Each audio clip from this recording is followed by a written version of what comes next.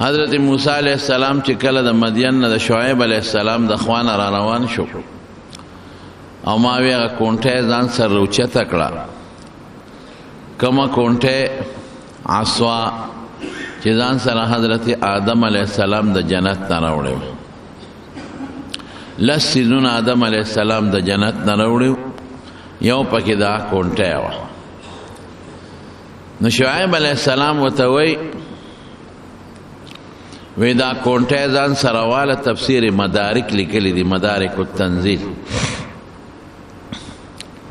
دی کې به یو څو صفتونه اذا استاله خدای درکوي نو چې درکوي دا واله. دی کونټه کې به یو صفت دی چې کلم تا ته د سوري ضرورت شي نو په ځمکه وها دی نه به ونه جوړېږي، تاله به سوری درکړي. او که چرته شپه وه دا کونټه داسې وه چې هغه داسې د لرګي د پاسه داسې په پرتو یو شی لګېدلی، یو خو زمونږ کونټې وي یو طرف ته راته وي، خلکو لاس کې نیولې، هغه یو طرف ته نه وته، هغه دواړو طرفونو ته به د پاسه یو امرې غوندې لګېدلی. نو د شپې به دا دواړه امریکونه تا ته رڼا کوي، دروازې که ضرورت ته محسوس کونه به ته جوړه شي نو سوري ته به کښېنې، او د شپې به دا دواړه طرفونه د ته رڼا کوي، د بجلی بلف لکه دې زمانه کې چې دی ډیوه د هغې فایده به درکوي. دریم چې په لاره ځې نو تکیه به پرې وي. واقعي د کونټې فایده مو ولیدله، کونټې ډېر زبردست شی دی. د چې کوهیتور ته ختم نو ما کونټې راواغېسته، هغې ماله ډېره غټه فایده راکړه، ځکه چې هغه لګې نو د خپو سره به د لاس او د وجود زورم راشي، نو سړی نه ستړی کېږي، کم ستړی کېږي. څه د خپو زور ته په کونټې د لاس، نو یوازې د لاس خو نه د ټول وجود زور په کونټې د پاسه ور پرېږدي. ځکه چې موسی علیہ السلام نه الله تپوس وکړه ما تلک بیمینک یا موسی، لاس کې دې څه دي؟ هم هغه کونټه ورسره وه. نو موسی علیہ السلام ورته هي عصایا، دا زما کونټه ده، او په دې څه کوم؟ په دې احش بها علی غنمي ولی فیها مآرب اخرى، زه پې پاڼې را سنډمه اونو د چیلو ګډو ته، او نورې ډېرې فایدې دي پکې، ډېر مآرب اخرى، ډېرې فایدې. نو ورته وایي چې یو فایده خو یې دا شوه، دوه خو یې دا شوه، درېیمه دا ده چې تکیه به پې لګې. څلورمه فایده دا ده چې یوازې روانې دې کونټې سره خبرې کوه، دا به دې ملګري شي. بعض یو سړی ځان سره لګي خبرې کوي، دې سره خبرې کوه، بس دا ځان سره ملګري کا، نو د زړه هغه تسلي و د انسان ورسره راځي. او څلورمه فایده به سي چې مار لړم یا څه شی د له مخې له راشي ابه پې وهي، اپې وجنه، دې څلورمه فایده شو. او پنځمه فایده یې څه ده؟ بله فایده دا ده چې کله ستا ته د اوبو ضرورت شو، کویني کاڼې پې اوبه به پې راوځي. او بله فایده یې څه ده؟ که کوي وچته او بورقه پې نه وه او رسی پې نه وه، نو دا ورښکته کوه، د دې کونټې نه به رسی جوړېږي، او دا کوم ځای چې لاس کې نیسې دی نه او بورقه جوړېږي، اوبه به پې راوباسي. دې ته کونټې وایي. د ژوند ټول ضروریات به دې پې پوره کېږي په دې کونټې. دا ځان سره واخله. شعیب علیہ السلام خو پیغمبر و، او د هر پیغمبر خپلې معجزې وي. نبی کریم صلی الله علیه وسلم هم داسې یو معجزه ښکاره کړې وه. کله چې طفیل ابن عمرو دوسی په پیغمبر علیہ السلام باندې ایمان راوړو، او بیا ورته زه خپل کلي کې د ایمان او د اسلام دعوت چلاوه، نو هغه وی الله رسوله مال یو نښه راکړه. نو نبی علیہ السلام ورته وی نښه یې دا ده چې تندي نه به دې رڼا خېږي. دا د هغه په وجود کې د رسول الله مبارک معجزه شوه. وی بیا خو به خلک وایي چې دا جوړ برګې مرض پرې راغی. وی خزا دا رڼا به د کونټې ته منتقل شي، کونټې نه به د رڼا خېږي. داسې دوه صحابو په مدینه منوره کې د نبی علیہ السلام مبارک نه د شپې د جومات نه راووتل، چې راوتل نو د یو کس د کونټۍ نه داسې رڼا تلله لکه د بیټرۍ په شان دی. نو په سمند روانو نو چې لاره کې یو خوا جدا کېده او بل خوا جدا کېده نو د هغه بل هغه کونټۍ م رڼا شروع کړه. نو شعیب علیه السلام خو پیغمبر و سپین ږیري بوډا نو هغه ولا کونټۍ ورکړه وی دا پکې فایدې دي او دا ما چې دا کومې فایدې راته ذکر کړې نو ما حواله درکړه دا په مدارک التنزیل تفسیر دی د قرآن شریف هغې کې لیکلي. کمه بیبي ورسره کمه ښځه یې وله په نکاح ورکړه د هغه خو دوه لوڼه وې نو صفورا ورته وي په صواد فې واورې سره صفورا علما لکه غالب ګمان داسې دی چې ای ورکړه او دا هغه وه چې موسی علیه السلام صفت یې کړی و پلار ته او ورپسې تلې واوره یې وسته یا ابت ان خیر من استاجرت القوی الامین بابا ته چې کم مزدور ځان له نیسې نوکر نو دا ښه دی ده ونیسه دی پهلوان مضبوط هم دی درنه بورقۍ په یک سر راوویسته او دی امانتګر دی نیک سړی د خیانت د سترګو نه کوي د لاس او د جبې نه کوي په لاره چې را روان و دې ځان نه رستو کړم چې زما وجود ورته ښکاره نه شي نو ام غالبه ګمان دا دی علما وایي چې همدغه صفوره یې ورته په نکاح چې بیا کله الله پاک خبرې ورسره وکړې ما تېره جمعه نه بله جمعه درته قصه کړې ده نو رب العالمین نبوت او پیغمبري ولا ورکړه وی اذهب الى فرعون انه طغى زه فرعون ته په سر ختلی دی سر ختل څه د خدای دعوی کړې ده ورځه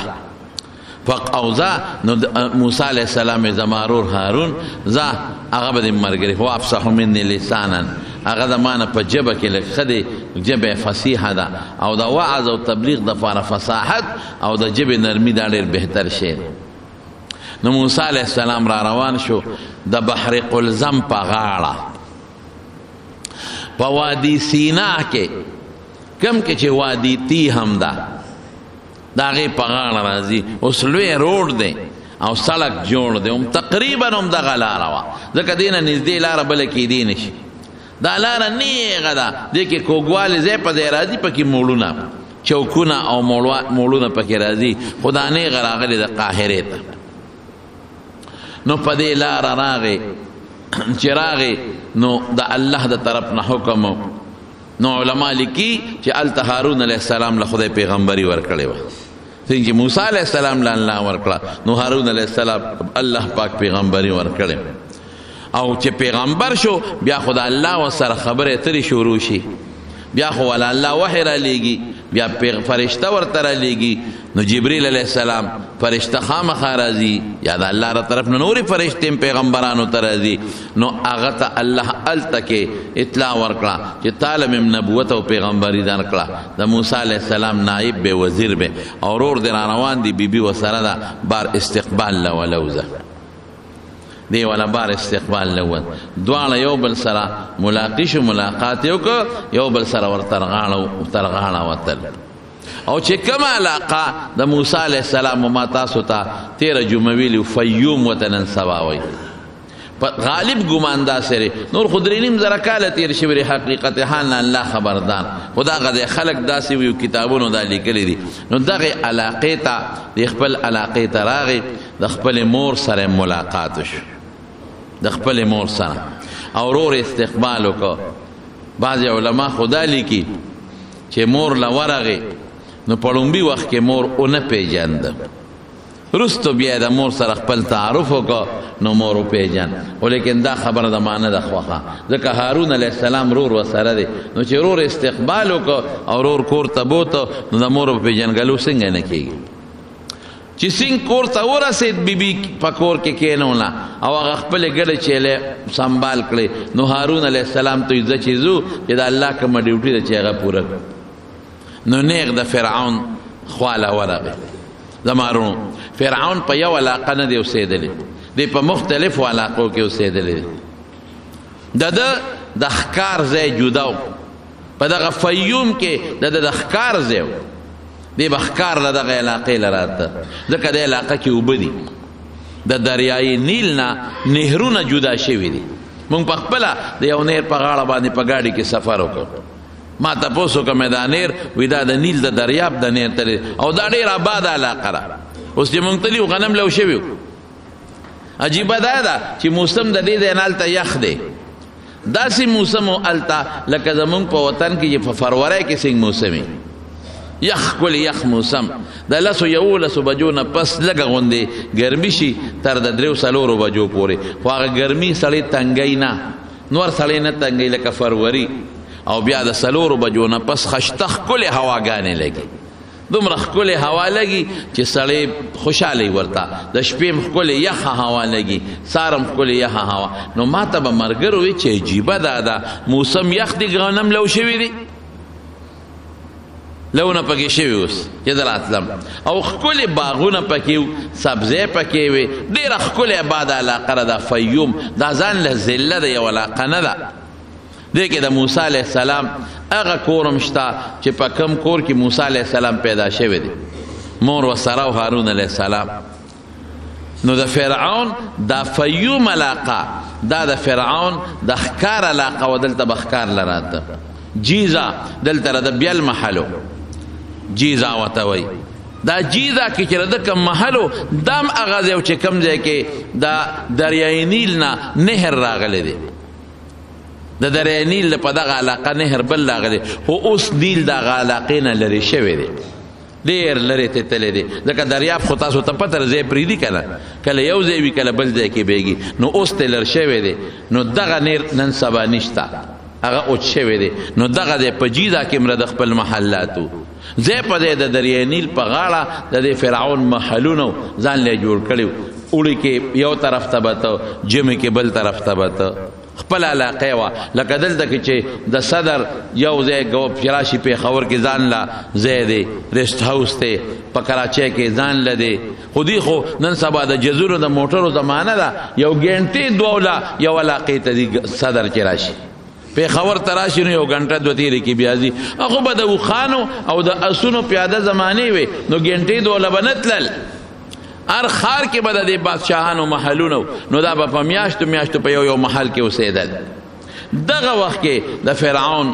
محل چې کم موسی علیه السلام ورته د الله طرف نه اتفاق دی په دقه ځای کې چې کم د موسی علیه السلام د کور سره خوا کې نږدې او د نیل په غاړه او چې دې صندوق کې اچولی او د فرعون محل ته تللی و هلته یې نیولی هم په نیل کې نه دی غورځولی د نیل نه چې کم وله جدا شوې ده د نهر نه لکه تاسو ته پته ده د تنګي نه غټ نهر تللی دی صوابۍ ته تللی دی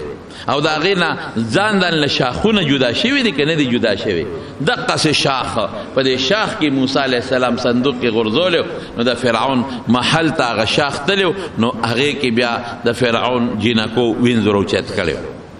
دقه وخت کې فرعون په د خپل محل کې دی چې تلل هارون علیه السلام ورته ورورې دا خو شپه ده سهار به ورځو سار بلار شو وی نا دا اللہ حکم کے تاخیر راځي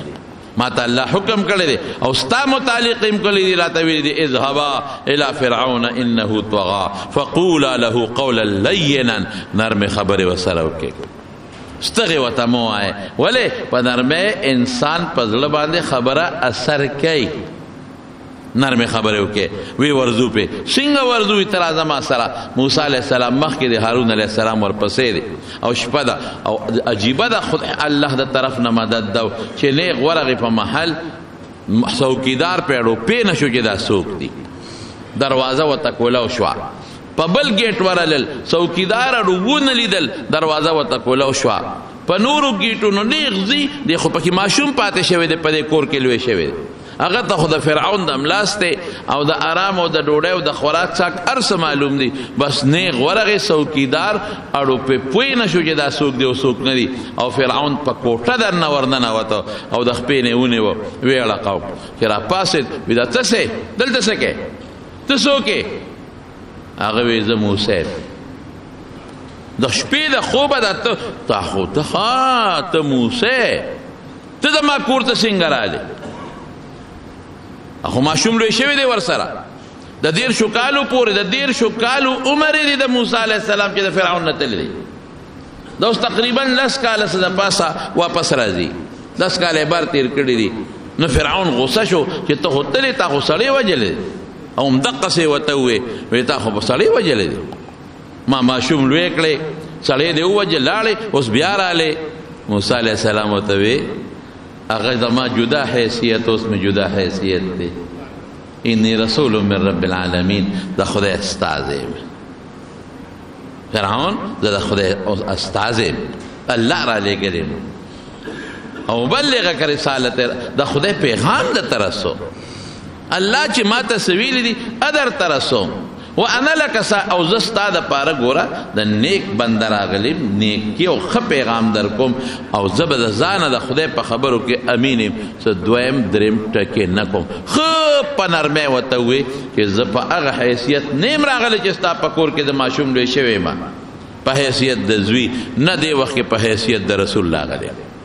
په حیثیت د پیغمبر راغلیم ستا کور ته او خیر مې دله راوړی دی فرعون که دا خیر دا ته خیر رسوم د ناصح یم ستا دپاره خیر خویم ستا دپاره که زما خبره دې ومنله الله دنه خوشحالیږي په دنیا کې یم په آخرت کې یم بادشاهي به دې برحالي قوم به دې تابع وي اوس تا په خپل پیسه او په زور او په نیزه او په تور او په فوج باندې تکیه ده بیا به دې سره سره په الله هم تکیه راشي اوس ته داسې دونه ملګري دي بیا به د الله ملګري شي ډېر په نرمه لهجه موسی علیه السلام لګیا دی خبرې کوي او د هغه سترګې سرې دي هغه خو وایي چې ښه ته ماته دا خبرې کوې الم نربک فینا ولیدا ته ماشوم موږ نه لوی کړی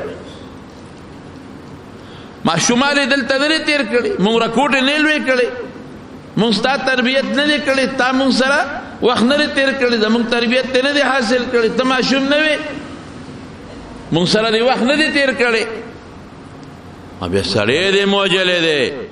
زما په قانون کې خو تا باندې د 500 سزا ختلې ده سزای موت ته خو مجرم یې ګوره دا خبرې مه کوه دا خبرې مه کوه دا وړې خبرې دي دا کچه خبرې کچه خبرې مه کوه وړې خبرې مه کوه درنې خبرې کوه دروند سړی ایمان راوړه په الله یو منه ته خدای نه خو فرعون برورو نشه اوچتېدا او دې باندې زیاته غوسه ورله چې ته زما د محل ته به اجازه څنګه رالی او زما کور ته څنګه رالی او زما خپلې څنګه وړقول زما محل ته څنګه راغی موسی علیه السلام ورته دقې وخت کې چې کله موسی علیه السلام د الله پیغمبري ورکړه او دی ورته ووایي چې الله ګورې فرعون ډېر ظالم دی قومې بدل پورې دی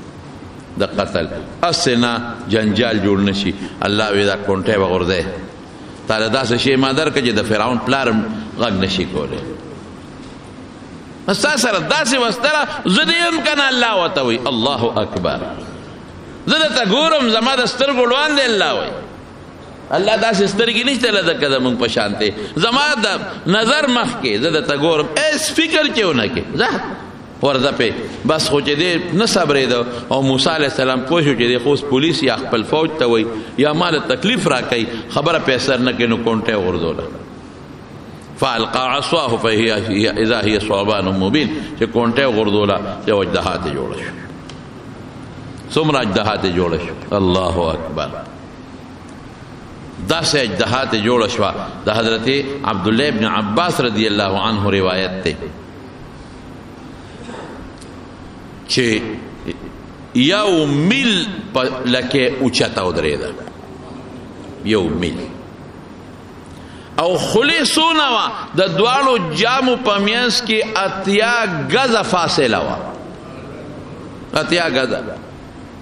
او تک سور او شین رنګ یو دا په تفسیر کبیر کې هم شته خازن کې په مظهریم لیکلی دي او زمونږ د حیواناتو یو کتاب د حیات الحیوان هغې پکې لږ نورم زیات خبرې کړي دي لږې غونده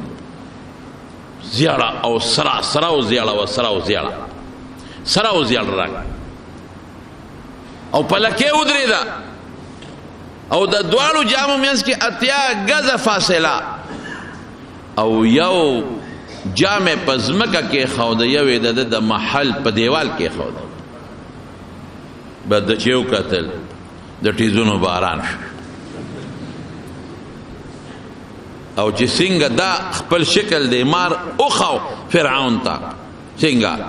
نو بیا څه چل وکړو بیا دا خوله راوچته کړه او د محل ته ور مخامخ کړه دا غونډ محل دی په دا خوله کې راوچته او ناګانه ګواخو کو په فرعون پسې چې ګواخیو کو غریوال را ټوپې کړې دا خپل تخنه د موسی علیه السلام د خوا راغې موسی بچ مې کا درته نه وایم سم شکنه بعض علماء زمون لیکلي دي دستونه وکړل شپږ شلې او سل نو بهر کې دا غي ټیک ده د یاري ناسلینه غول بیگی یاره چې پسلی راشي نو غول ته بیگی خدا سل او شپږ شلې زما ذهن ځکه نالي چې هغه وخت کې سوکو چې دستونه ولا شمیرل نو ډیر والے عربی کې بعض وخت یو سړی چاته ویل کوي دا خبره تا ته ما شل کرتا وکړو ته نه منې نو شل کرته نه کړي مطلب دا چې ډیره مې دتا وکړه ډیره مې وکړه نو ډیر دستونه ممکن ده کړي به وي دغه دومره غټه اجدها چې وي د ما د مقابله د پاره نو د باندې بسونه هرون اوسم دا غټه اجدهاګانې شته ټیک ده چې دومره غټه اجدها نشته خو تاسو د حیواناتو د کتابونو وګورئ تاسو ته پته ولګي په دې ځنګلونو کې د افریقې او د امریکې داسې اجدهاګانې شته چې غونډه چیلې په خوله کې ونیسي او تیرېږي چیلې انسان نیسي انسان په خوله کې کله ونیسي ځان ته ورو راکاږي نو تیرېږي غونډه انسان نو چې د باندې ګواخو کو او دا خولې ور مخامخ کړه درو دانګل او امام رازی رحمت الله علیه په تفسیر کبیر کې لیکلی دا داغه تفسیر کې لیکلی چې دومره چې کم خلق راغون شوی پاوی دومره هیبت راغی چې زر کسان خدا بغدن نه یو په یو ورځو بل په بل ورځو بل په بل ورځا او قوبل شو 1000 کسان خو پاغي کې مردار بس چې کونټه موسی خدای ته وګوره خبره کو مذاکرات کو جوړه کو شیر او نساء مار دی په جنجال دی واړو موسی علیہ السلام فورا کونټه ته لاس لري واپس خپل امسا جوړه شو لاس ترخ کې ورکو بار رو وستو دا سرانه کول کدا سپومه او دستوري دا نور پشان رڼا چمکې دا او بیا واپس پترخ کې ومنډ گریوان کې ومنډ واپس لاس سم شو دا دوه نخې مې دي معجزه فرعون وتوی ما ته د پیغمبره دلیل او نه خدشته کنيستا پیدا مې نه خېد بس فرعون خو خيارو چې د سره دوی منه کېږي اوس که دوی امام خو مار دی اوس که یو کلا پیرا که والله که مې پته مو لګي وی دا څه کار کوم موسی لږ مهلت ته مال راکا مشوره کوي دیکھے بار میٹنگونه شوی د موسی علیہ السلام مدد او فرعون پوښوي د لوزلاس نشم ولا چول دونه خو فرعون ته پتاو لګی چې دې ز گرفتارول نشم د تلاسم نشم چولې د پس فوجم نشم لګلې د پس پولیسم نشم لګلې ځکه چې دومره دها جوړيږي چې هغه خلعت یا غزي نو څونه کسان په پال وخت لري د سره زور نه کی خو څه طریقه جوړاو چې سچل ول جوړ کو ځکه د بسوي فرعون وی انا ربکم الاعلى استاسو لوی خدای ما ورکوټم دا لوی خدای او د خلق دون په د باندې اعتماد او عقیدت او چې دته نشم ویلې ګوري خلق به ته خدای وي سجدي به وته کولې عقیدت ورته خلق له پیسې ورکو دولت په ورکو مال به ورکو سره به ورکو خلق خپل قوم خو خوشاله ساتلو ما د مصر په جیبګر کې د فرعون بوتانو لیدل واړه بوتان یو لیش دو لیشته یو پټ دو پټا دا پراتو دې پدې مرګرو ته مې ګوره دا هغه بوتان چې د تقریر کې ویم چې خلکو د بوتان ساتلیو او په کورونو کې پراتو سجدي به وته کول یو پټ د پیتل او د تانبې بوتان د اوسپنې بوتان د سرو زرو بوتان او شکل د یو ځای کې د پیتانبې او کپیتلو هغه کې د یو ډانچا پرتا وا واجبګر کې نو ما اني زحمت ته مې بچیو ګورا مې سړی ګورې ز شکل نه خشتاو ځکه هغه شکل د تانبې د پیتلو ډېر خشتاو خوري مزیدار د شکل مخرونق سترګې پوزا وګونه د ارس مزیدار او دلته کې ولا په دې زنه باندې ولا د اوسپنې یو شی جوړ کړو په دې زنه نو ما کتاب کی تاریخ کی پیدا کړل چې دا څه شو دا د فرنچ ګیرا وا دا اوسم چې بعض خلک فرنچ نمونه ګیره پری دي دا د فرعون نقشه ده دلته خریلی په یو طرف او په بل طرف او په زنه د پاسه اوګده پریخي ولنه اوګده پریخي په زنه د پاسه نو دغه ګیره وا اوګده او بعض علماء لیکلي دي چې نه دی ګیر خریلو ګیره نه پرې خودله خو چې دی به کله مړ کېده دا فرعونیان نو دی به وصیت کو چې مال دلته کې په زنه د پاسه ګیره کېده چې زمرم چې دا ګیره مې په دې زنه د پاسه پرتی نو مصنوعي ګیره به ولا په زنه کې خوده صرف په زنه ابا وې ځان دوا نو اوسم د چې الته څومره بوتان او تصویرونه پراتلی په عجیبګر کې د یوازې نه د نورو فرعونانو د نورو بوتانو نو هغې ول د ګیرې په ځای دلته کې یو موږی غوندې ځنې لاندې وېدان کړی یو موږی دی بس بدي لګي زمارونو نصیحت لبورته فرعون وی مشوره کوم دا کوم هغه کوم نن سبا او خپل میټینګونه او خيارو فرعون چې ما حوله ته خراب نشي اخیری چې کله موسی علیه السلام پوه شو چې د خوستو نه سمېږي دې کې نور ډېری واقعات منځ کې راغلي دي دا یو ورځ نه دوه ورځې نه درې ورځې نه دي موسی علیه السلام دمکې ورکړي چې ګوره ظالمانو قوم ته دعوت ته ایمان ورکړي د فرعون قوم ته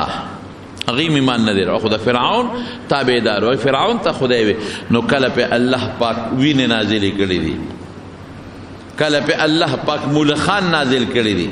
کله په الله پاک چیندخان نازل کړي دي مختلف قسم عذابونه او چې کله به عذاب راغی نو فرعون به موسی علیه السلام راوغوښته وی ته راشه څه مشوره کوو میټینګ کوو ته د عذاب خدای ته ووایه چې لرې کړي څه چل کوو مونږ څه مشوره کوو کیدای شي مونږ مسلمانان شو دوه قومه په مصر کې اوسېدل یو د فرعون د فراعنه او چې کوم تابعدار خلک او یو د موسی علیه السلام قوم د موسی علیه السلام قوم دا هغه چې د موسی علیه السلام د بنی اسرائیلو یعقوب علیه السلام 12 زامنو 12 یوسف علیه السلام خو د مصر بادشاه شو نو بیا پلار یعقوب علیه السلام سره د 11 ورونو مصر ته راغی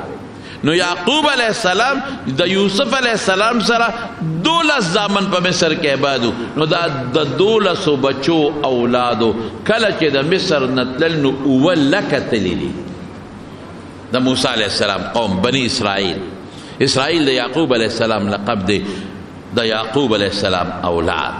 بنو اسرائیل 7 لاک تللی دي د ماشومانو ښځو او د لویو وړو ټولو سره ولګو نو دا د موسی علیه السلام قوم د فرعون او دوی به د موسی علیه السلام د قوم نه دومره خراب خدمتونه اخیستل چې د حد نه و پټي به په دوی کړل زمیندارۍ به په دوی کولو ګوړ او چارې به په دوی کولې لارې به په دوی صفا کولې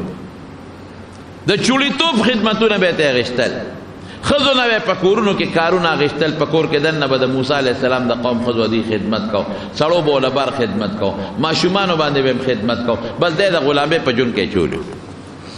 د 24 غنټه خدمتونه او زمارونو یوازې دا 24 غنټه دا خدمتونه نه د محل کې د ګلکار سره کارونه د مزدور لیبر کار دا ټول د موسی علیه السلام د قوم نه به غشتل نو بس اخره کې د یو برته سره پویم یو عذاب به پاغیو په دی بنو اوسېدل به ګډ لکه یو ځل په الله وینا کړه ټول ارسه وته وینا کړل چې وینا کړه نو د موسی علیه السلام د قوم د بنی اسرائیل کویانو کې به وبې دوی کویانو کې به وینا دا غي منګو کې به وینا وا او د موسی علیه السلام د قوم په منګو کې به وبې یا لکه وبه تاسو را کې زموږ ټوله وینه ده نو جام به د اوبو راډک دوستان به مخبر او تعلق مو یو بل سره اول ته نوکرۍ په کول کارونه په کول نو چې د جام نه به د اوبو راډک د بنی اسرائیل کس او د موسی علیه السلام قوم او د فرعون قومي له به ورکاو نو د پلاس کې به اوبه چې دا غلاس له بلاله غلطه به وینه جوړه شي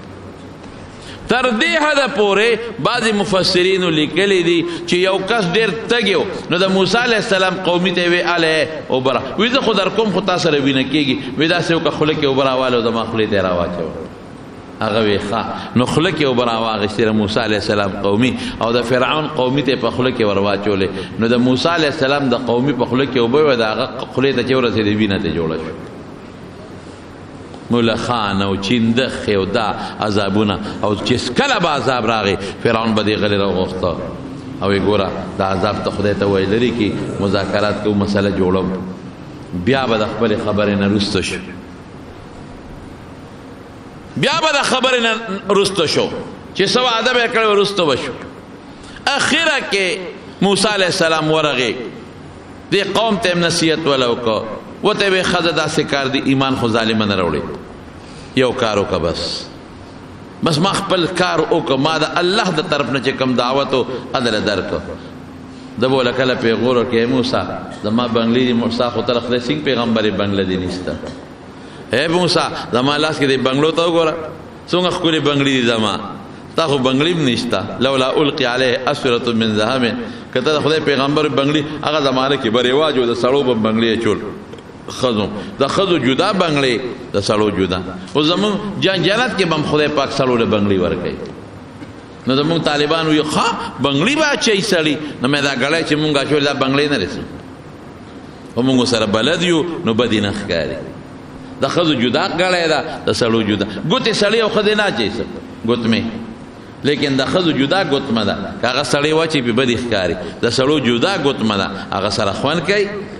دقسې بنګلي به سړو اچول او ښځو نو فرعون وی زما بنګلو ته ته خو کمزوري ملا صاحب یې اوس هم بعضې خلک مولیانو له هم دغه پیغور ورکوي مړه ته خو څه کمزوري ملا صاحب یې امامتي کې او مونږ ټول عمر زمونږ خیراتونو ډوډۍ دې خوړلې دي او ته به راځې ته به باچا کېږي ته به گورنر کېږي ته به وزیر کېږي دا پیغور اوس هم ګورې خلک ورکوي دا هغه فرعوني مثال دی چې فرعون به کوم مثال ورکاو ته پیغمبر وي مال به دی دولت اوس پیغمبر سره د مال څه تعلق دی مال خو ګوره نبي کریم صلی الله علیه وسلم فرمایي وایي که د دنیا د دې مال عزت او عظمت د خدای په نظر کې د مچ د وزر برابر و د مچ د وزر نو کافر له به یو ګوټه به هم نه وي ورکړی الله په نظر کې خو د مال خو د دنیا د ژوند د تېرېدو یو ذریعه ده مقصد خو نه دی د دنیا ډول ډال او بنګړي دا خو د دنیا د ژوند د تېرېدو ذریعه ده اصل تاج د سرو تاج د سرو بنګړي دا نبوت او پیغمبري ده هغه خدای موسی علیه السلام له ورکړی بیا ورغې وی ښه بس اخري خبره کوو جوړه کوم بس ته پوه شې چې ایمان نه راوړې بلا در پسې ستا قوم زما قوم ما ته پرېږده چې دا بوزم خپل وطن ته زما نیکه یعقوب علیه السلام چې د کومې علاقې نه راغلی و بس زمونږ دا قوم پرېږده ته به بیګارونه کې و کمزورې مزدورۍ پې کې او ښځې نر دې راله غلامان او وینځې کړي دي چې ستړی دی غواړي هغه پکې ماشومان دی راله وجلي دي واړه واړه هغې صبر ته چې د بله جمعه وکړم دا پرېږده ما سره چې دا زه خپل وطن ته بوځم نو بس هغه وایي دا چېرته پرېږدم دا که مې پرېښودم پټي به څوک کري ماله مزدوري به څوک کوي ماله به ګټې څوک اوچتوي ماله به نهرونه څوک کري ماله به لارې څوک صفا کوي ماله به ټټۍ دا لختي څوک صفا کوي ماله به جارو څوک وایي مونږ له به کټوی څوک پخوي زما ماشومان به څوک لوبوي زما د قوم زما د ښځو د قوم خدمت به څوک کوي خدای پاک بس موسی علیه السلام یې نه سمیږي کونټۍ ور وویشتې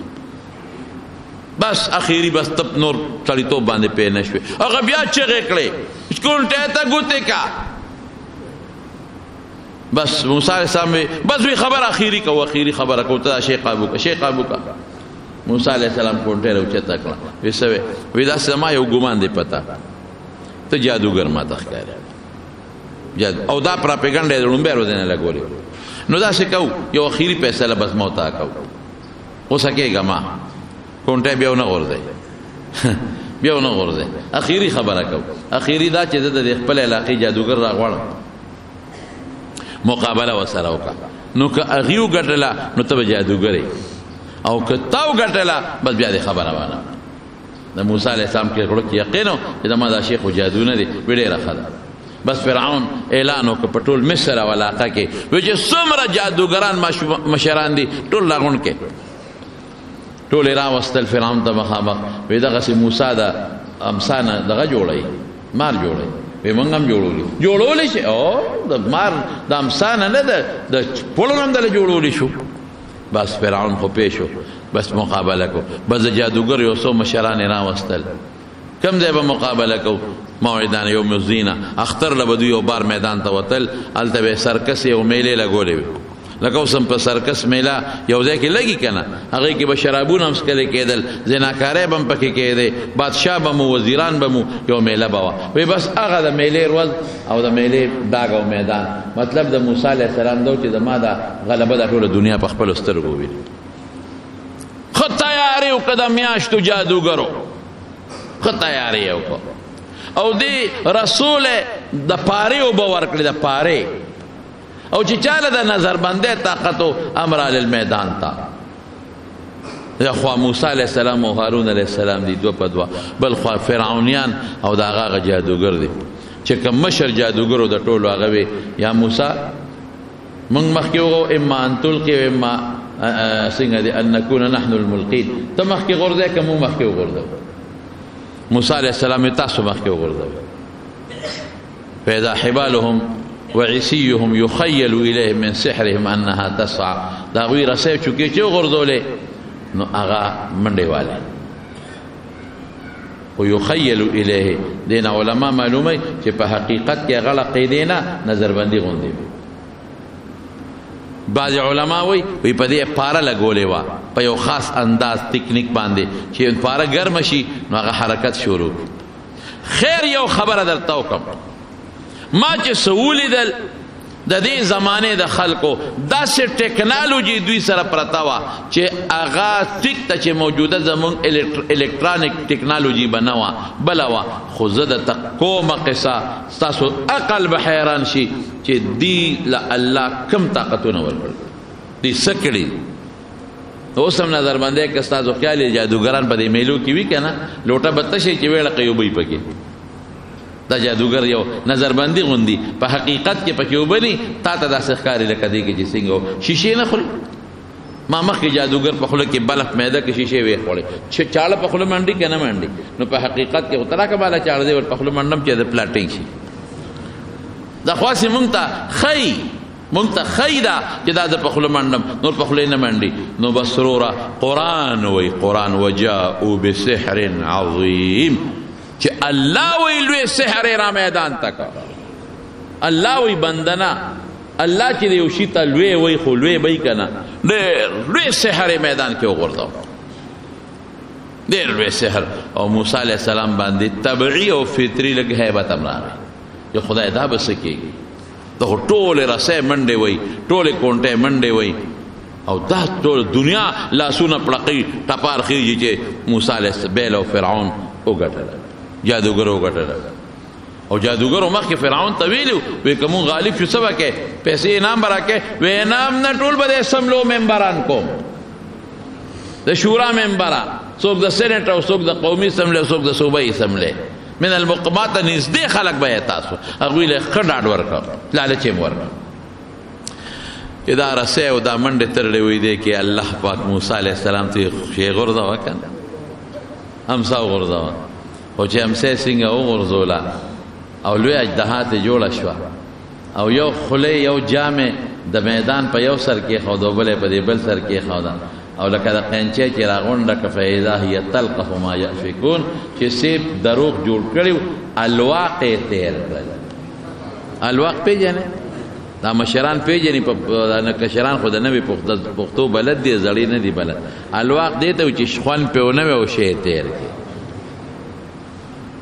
د فلله داسې ده که او یا شی الواق تیر که الواق دا چې شخوان دې پې ونه وه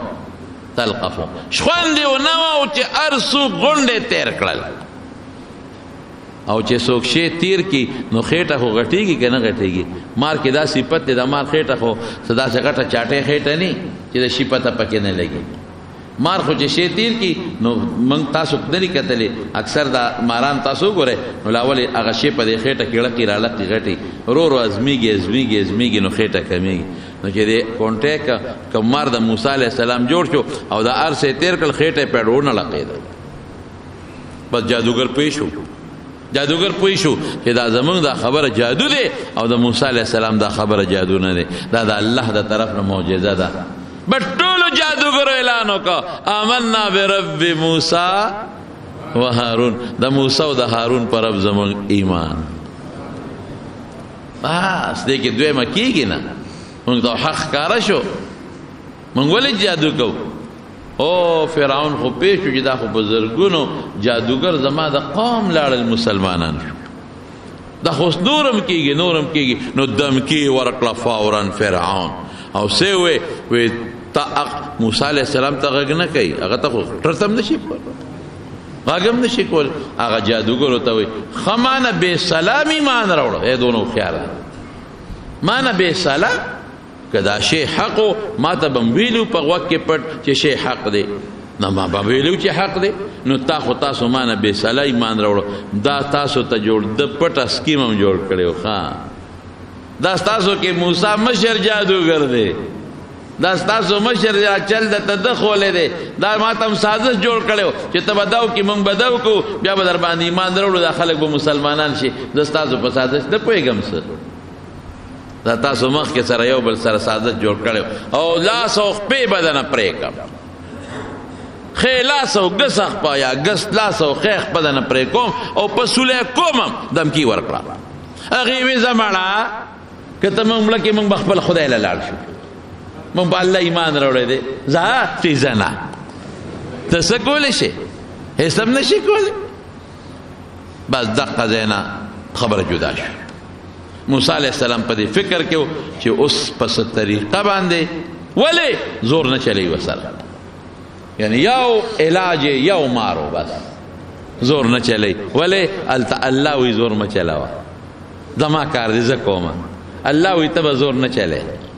چې سبا څوک دا نه وایي چې دا اسلام جوړ په زور راغلی دی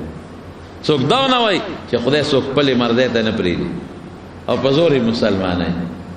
او په مار ولا ټک ورکوي نو په زور یې مسلمانوي او څوک دا نه وایي چې اړه خو یې نو خو دا د مار د ټک د وجې نه مسلمانان شو داسې نه زه ول سره داسې چل کوم بیمار یې دله بېغمه کوم زه یې دله برابروم اوم ټول نه بعضې دا سرکرده چې کوم توغه سرکشي کړې ده ځه څه چل جوړوه بني اسرائیل وباسه د موسی علیه السلام د خپل قوم ته ووایي وایي څه په طریقه د شپې وځو بېګاله دوی خو موږ نه خبرېږي او موږ د شپې ورسره په کورونو کې یو څوکۍ وله کوو د وینځو څنګه به دین از خپې راوباسو که موږ ته راځو خو موږ خو نه پرېږدي وایي موږ کې واده دی کالي ته والی کالي ته والی په دې به یقین راشي نو هر یو کس هغه خپل مالک ته نه کې ته وي واده دی بېګاله موږ نه راځو ښه دا کالي راځي واده دی بېګاله نه راځو کالي ته غونډ کړل لاړل او موسی علیه السلام غوندې ځای کې ځو راووتل چې راووتل بحر قلزم دی یو طرف ته بل طرف ته بل دریاب دی او بحیره ده میانس کې اوچه لار وه اوس هغه اوچه لار نشته اوس پکې نهر سویس جوړ شوی دی برطانیې چې په دې علاقه حکومت هغې پکې نهر سویس جوړ کړی دی هغه زمانه کې نهر سویس نو موسی علیه السلام روغه لاره اوچه خطا کړه او په بحر قلزم ورغی قوم ورته وایي دا دې څوک کړل سبا لار دې پرېښوه په بله ورلې وی بس ما ته الله وایي تاسې ځه نو چې څنګه الله وی ځه یا الله قوم خو ټول وایي چې دا لاره غلطه ده دا خو په سمندر دریاب ورله دغه دی د بحر قلزم دا د بحر فارس نه یو چوه راغلی ده خو چوه څه بحر قلزم د سمندر دریاب دی کشتۍ لوی لوی غرونه د غرونو په شان بحري بیړۍ پکې ګرځي یو خوا غر دی لوی غر دی یو طرف ته او بل طرف ته وادي سینا او د تیه میدان دی دی کې راغلی لار دی غله الله ما ته ټول قوم وایي څه درته یم او دې کې فرعون خبر شو چې خبر شو فرعون ورپسې د 2 لښکر راوست 1 لاک تیر اندازو غشو والا 1 لاک شاه سوارانو 1 لاک نیزو والو او سره د خلکو سټول دو سره روان شو اسونه دی او اتیان دی نیزی دی نه پریدو چې تا دوی به مونږ کم خوا دي وتوی قوم وتوی او یو خوا په دریاب دی راو غرزولو بل خوا دشمن دی را پسې مونږ د توایو چې لار دی غلطه ده مونږ سره خو چاکو چاړم نشته به څه کوو موسی علیه السلام هم فکرمند شو الله ته وی انا لمدرکون دغه دی الله راله دا پس فلما تراءى الفئتان یو بلې ولیدل قال انا لمدرکون قالوا انا لمدركون لاندې شو سه الله سره وکړه الله سره دا سو شو مون خورا هغه د مخامخ کاری کلا تاسو نشی را لاندې کول زه دا سره یم زه شابه چې در قلزم ته ورسېدل الله وسوکم وی په دې کونټه دریاب وه دریاب په دې کونټه باندې او 12 لارې دته جوړو 12 د قوم دي هر قوم پوي کا چې په یو لار به خپل قوم زی او چې کونټه باندې سنگ دریاب او 12 لارې پکې جوړ شي 12 او الله اعلان کو موسی علیہ السلام اعلان کو 1 نمبر لار د پلان کی قوم 2 د پلان کی 3 د پلان کی 4 د پلان کی شابه جدا کېږي چې دا تقسیم شي چې زر په تیر او په دا دریاب کې په دا ویخ کې ولا فورا الله هوا ولا ګولا او چې کوتا او او په پمینس کې ودرې دي او په خوش بیګي خودريږي نه ودرې دي لکه شیشه غوندې چې یو بل تخکاری چې یاره پیرانه شي بدی روان شو په دریاب کې زی چې دوی پورې وتل دغه فرعون را ورسېد وی د فرعون لک تساهل کو چیرې نه وردم جبرئیل علیہ السلام په یو اسب سور راغی چې هغه اسب و چې دا وار وروړي دا سه اسب باندې وا نو چې هغه د اسمخه تکړه نو د فرعون د اس هغه بوی په لګید نو چې اسب د مخ شور پسې شو د اعلانو کو وی دا زما د هیبت نه دریاب شلې دلې زربم موسی را نه وته ما وشلاو بس ورپسې شو او چې ورپسې شو د دریاب میانست شو او موسی علیہ السلام پورې وت وې د کونټه دریاب لیوسا چې یو ویړه به دریاب جوخ شو ولک فوج سره د فرعون خدای په دریاب هلاک واغرقنا آل فرعون وانتم تنظرون ټول به تباہ کړ او تاسو ته قتل ځکه چې دشمن د دشمن مخ کې هلاکیږي دا سم خوانه کوي ټول هلاک قصه ختم دغه خدای وا دغه فرعون الله پاک حکم وکړ یافتا به باره غرزوا او دغه وخت سره چې ځن کدانو د مرګ فرشتي ولیدې چغې مواله انی آمنت بربی موسی پر رب نم ایمان دے اللہ وی کلا دا اس نکیگی اس خودی دوزخ ولی دا دمار فرشتی دی ولی دلے اس تا ایمان کم دے قبلے گی اللہ وی الیوم ننجی کا ببدن کا لتکون لمن خلفک آیا بدن دے بچکوما کہ تر قیامت پوری خلق دا پارا دا عبرت نمونش دریاب بارا غردو قوم گرزی دا چې زمون اولکه خفوج خطلې دي پته ونه لګي د څه شو اولکه دي څه شو اغي خوړو څه پته نه لګي دا پکم طرف لاړل چې هغه رال ګرځیدل د فرعون لاش د دریاب په غاړه پروتو باقی ارس ختم او غرق شوی دا پس غرق شو د فرعون لاش ونی و راویړ یو ځای ته یوړو د دې بخاص صندوقونه اوس الله خو وعده وکړه چې تبر عبرت نمونه به یو خاص صندوقونه هغه صندوق کې خاخ کا او دا غیب قانون دا چې د بکم سره او سپینه او کالیو ابه وسره خاخول یا تغلب پیښې وی دي چې د خنزیر دوی سره خو بلا مال دی او کالی دی او دولت دی هغه د شپې تللی دی قبر نه راسته دی او ټول کالی مالی ارته دی وړي هغه وړي دی قومه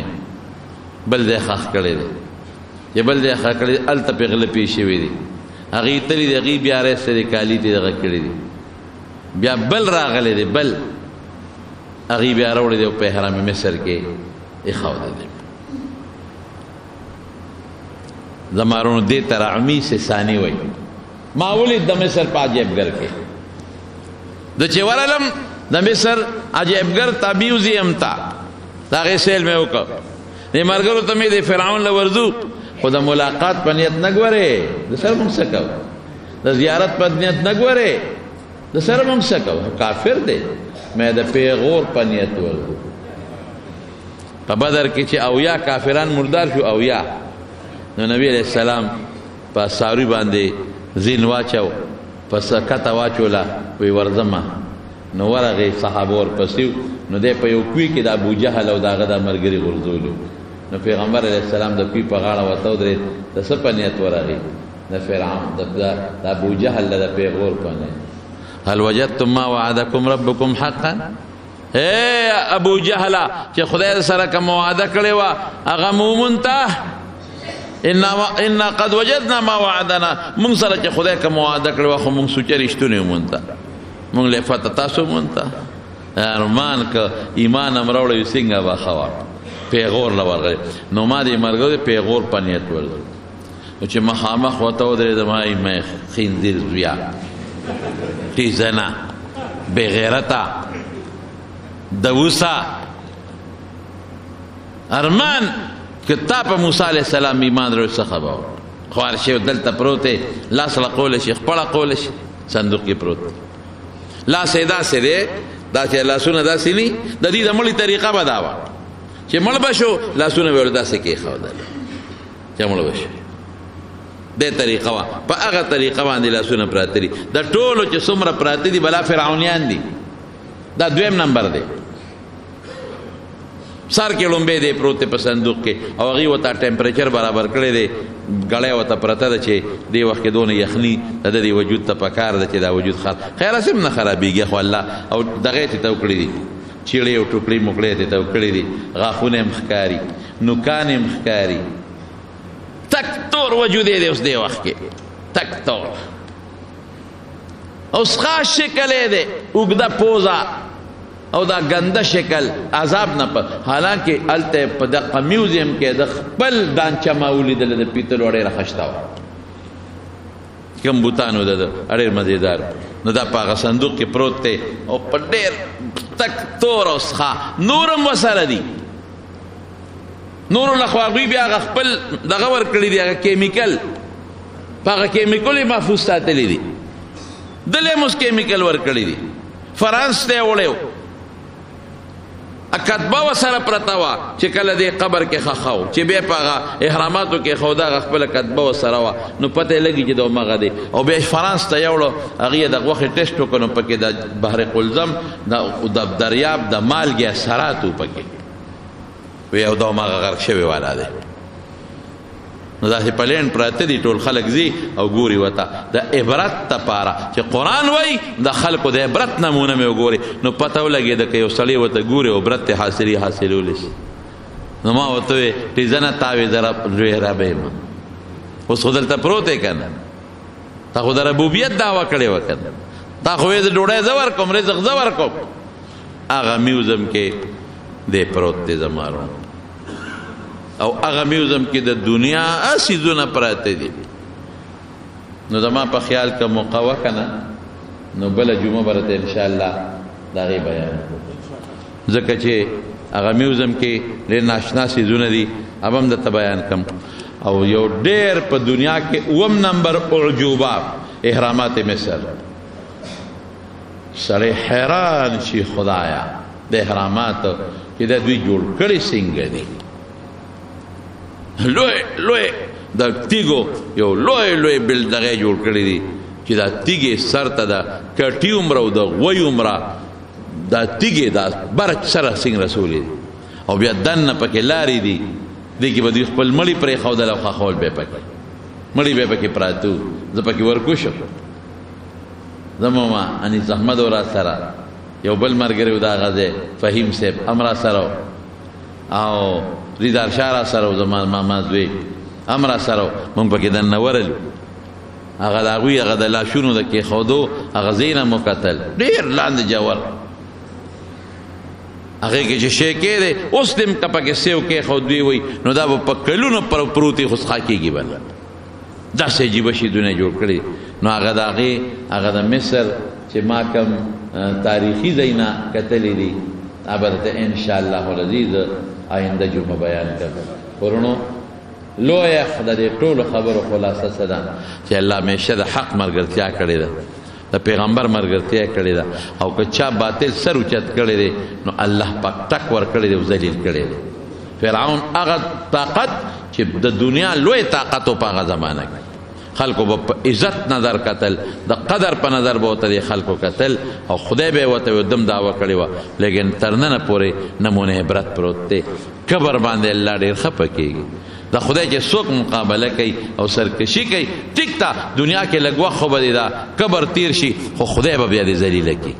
قبر به نه کوو لویي به نه کوو موږ به ځان ته عاجزه وایو چې الله پاک زما سټوکې دا د رب العالمین په لاس کې دی کله چې غواړي نو ما بیمارولی شي کله چې غواړي ما وجلی شي کله چې غواړي زمانه جبه اغشتي شي زمانه غوږ اغشتي شي زمانه سترګه اغشتي شي زمانه دا وجود اغشتي شي قسم دی چې ما هغه میوزیم کې هغه بلاګانو ته وکتل تاسو ته اوس وخت ډېر زیات کم دی نو بلې جملې مې ځکه وساته چې زه تاسو ته ووایم چې دوی په کومه طریقه دوی له خدای کم طاقت ورکړي دوی له خدای کم طاقتونه ورکړي دوی کم بلډینګان جوړ کړي او هو او دوی چې په هغه میوزیم کې د دوی د زمانې کمې نښې پرتې دي یاره زه وایم موږ خو په سترګو ولیدل تاسو به هم نه منئ چې دا ملا څه وایي لیکن د الله په مقابله کې قسم په خدای د خدای طاقت خو ډېر لوی دی د الله د یو ماشي مقابله هم څوک نشي کولی د الله د یو مچ مقابله هم څوک نشي کولی د الله د طاقت مقابله څوک نشي کولی او الله ښایي چې هغه موسی علیه السلام چې ماشوم په دوی کې لوی شو بې سر اوس بې سامان هغه سره ما مدد وکړو هغه فرعون چې ځان ته به خدای وي ما نه دې چا خلاص کړی وي که غونډ مې په دریاب له وکړل تر ننه پورې پته نه لګي د هغه ملګرو الله دې موږ د سرکشۍ نه د لویۍ نه او د تکبر نه په امن و امان کې وساتي سفر حالت کې به سنت کوي او که به نه کوي فرض به څو رکعته کوي فرض خو به د ماسپښین دوه کوي چې شرعي سفر وي ګورې ښه شرعي سفر دا چې د 78 کیلومیټر په سفر دی اوزي دې نه پنډۍ ته ځي مثلا نو چې د کلي د حد نه وځي بیا سفر مونځ به کوي د څلور رکعتیز به دوه کوي د ماښام به خپل پوره درې کوي د سهار به خپل دوه کوي او نفل کولی شي که نه شي کولی سنت نو حتی الوسه به سنت نه پرېږدي کوي به سنت ګوره د فرضو مکملات دي د رسول الله صلی الله علیه وسلم طریقه ده نو په ال اسانه دي نه پرېږدي خو که چېرته دته تکلیفو لکه ملګري ورته نه ایسارېدل بادو بارانو ګلی وه ګاډې ورته نه ودرېده یا تلوار ده یا ستړی دی لاس پې خوږېږي ستړی دی نو خیر دی که بیا پرېږدي نو بیا پرېښودلی شي هم علماوي د سار سنت دی کوي ادې نه پرېږدي او یا یعنی خلاصه به ده ویم چې د سنت مؤکده او حکم په سفر کې د نفلو ګرځي هغه طاقت بیا یعنی طاقت خو وي خو هغه حکم یې نه چې کم سړی په خپل کلي کې په حضر کې کوي هغه بیا نه نو کوشش ته کوي حتی الوسه دې نه پرېږدي خو که څه داسې عذر و چې دته څه تک جلدي وه یا ملګري نه ایسارېدل نو بیا پرېښودی شي او ویتر به 3 رکعته خپل کوي دا زمونږ د بدرخیلو د کندي د حبیب احمد حاجي صاحب والده وفات شوې ده ډېره زیاته نیکه ښځه وه حقیقت دی حبیب احمد حاجي صاحب دی والده ډېره نیکه ښځه وه ډېره عبادت ګزاره ډېره د صوم او د صلات پابنده او ځکه دا ویمه درته چې په زنانو کې د خدای ولیه وه نو دا به زه دروغ ونه ویم الله وله جمعه م ورکړه نو دعا وکړئ چې خدای پاک مغفرت نصیب کړي اوس یې 2:30 بجې جنازه را په لویه مقبره کې الله دې مغفرت نصیب کړي او الله دې وارثانو له صبر ورکړي کومې نیکۍ چې کړي د هغې دې الله په آخرت کې او په قبر کې اجرونه ورکړي د میروزو د کندي د فضل علي خور وفات شوې وه او د پیرانو د محلي او ماشوم وفات شوی رب العالمین دې دغه فضل علي صاحب خور وبخي او الله دې وارثانو له صبر ورکړي دغه ماشوم چې وفات شوی الله تعالی د مور او پلار دپاره د خیرت ذخیره وګرځوي بعضې ملګرو خطونه را لیږلي دي الله دې د ټولو دعاګانې قبولې کړي حافظه کمزورې دی یو ملګري الله دې وله مضبوطه کړي او بعضې ملګري په خپله بیماران دي او بعضې کورونو کې بیماری دي دعا وکړئ ټولو ته چې الله ته وله شفا ورکړي شاه فیصل دی ګاونډي په عمردو کې بیګا وفات شوی دی الله دې مغفرت نصیب کړي او په دې شیرپاو کې زموږ یو دوستو زه خو بیګا ناوخته رالم حاجي صاحب مانې نوم هېر شو جی محمد علي حاجي صاحب وفات شو زمون ډېر ښه دوست و روزي ما ته ټلیفون مو کو خو د لرې عمر رسېدې نشم الله دې مغفرت نصیب کړي الله دې بچو له صبر ورکړي چې څومره مردگان مړ دي خدای دې وبخي چې څومره بیماران دي الله دې ول روغ صحتونه ورکړي الله دې شفا ول ورکړي زمون باید دوستان دې په خبر ټلیفونونه کړی دي او تاسو کې بم خامخي پکورونه کې بمي الله چې څومره بیماران دي شفا ورکړي خدای روغ صحتونه ورکړي چاته څه پریشانې دي الله په خوشاله یې بدل کړي یا الله چا څه حاجتونه دي شرعي الله ته ولا پورا کې خدای موږ د فتنو نه ساتي کبر نه مو ساتي عاجزي را کې پیدا کې د دنیا او د آخر خیر هم نصیب کې